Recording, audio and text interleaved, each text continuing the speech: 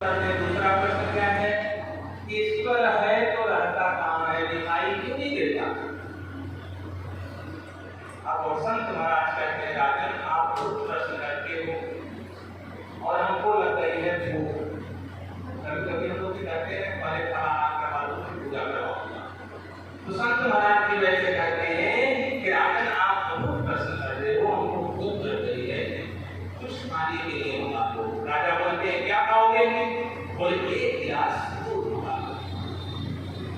अब राजा गिलास में दूध मंगाता है। संत महाराज उस दूध को गिलास में ले करके और उसके अंदर ऐसे उंगलियां फेरना शुरू कर देते हैं। बहुत समय बीत गया, न दूध को पी रहे हैं, केवल उसमें उंगली चला रहे हैं, उंगली चला रहे हैं।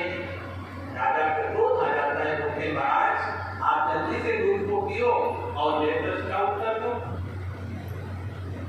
संत महाराज कहते हैं कि राजन आपने अभी भी नहीं समझा, आपके दूसरे प्रश्न का उत्तर यही है।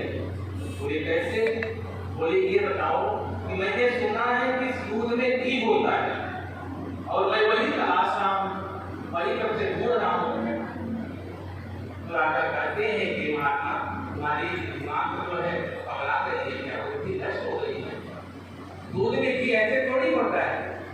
पहले दूध को पकाना पड़ता है, उबालना पड़ता है, फिर उसको जमाना पड़ता है, फिर मथना पड़ता है, फिर जब मथते हैं तब उसमें से घी बाहर निकलता है। बोले राजा यही तो मैं कहना चाहता हूँ, भगवान तो हर जगह है, लेकिन पहले मन को एकाग्र करके भगवान में अपने मन को लगाना पड़ता है, अब अपने चित्त को स्थिर करना पड़ता है और खूब मंथन करते हैं, तब करते हैं, यज्ञ करते हैं, तब जाकर के भगवान को दर्शन देते हैं, भगवान दिखते हैं तो सब जगह। तो जिस प्रकार दूध हमें घी रहता है लेकिन दिखाई नहीं देता, उसी प्रकार के ईश्वर जो है ये जो बारंबार जगमगाह है, हर जगह है, लेकिन ऐसे दिखाई नहीं देते। उसके आगे ये नियम है।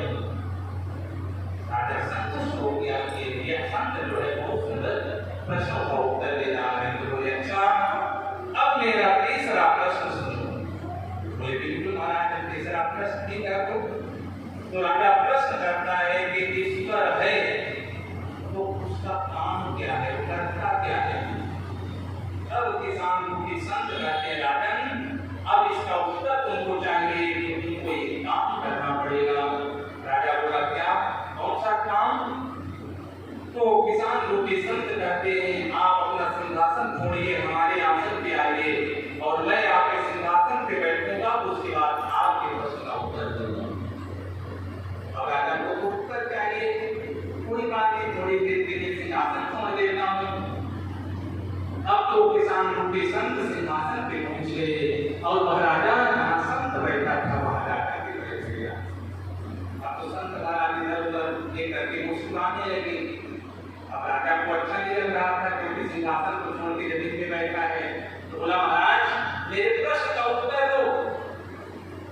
अब संत जी कहते हैं कि राजा तुम मूर्ख हो, कुछ नहीं जानते हो, तुम्हारे दो प्रश्नों का उत्तर दे दिया, तीसरे प्रश्न का भी उत्तर दे दिया, फिर भी तुम नहीं समझ रहे हो। राजा बोला तीसरे प्रश्न का उत्तर तो अभी दिए ही नहीं। बोले तुमको दिखता भी नहीं, तुम मूर्ख तो हो ही, जानते तो कुछ हो ही नहीं, लेकिन अंधे भी हो, तुमको दिखता भी नहीं है। बोले क्या बात कर रहे हो, कैसी बात कर रहे हो? बोले महाराज ईश्वर है भी और उसका काम है कि भिखारी को राजा के आसन पे बैठा देता है और एक राजा को भिखारी के आसन पे बैठा देता है। यही मेरे ईश्वर का कार्य है। बोले जय जय जगन्नाथ।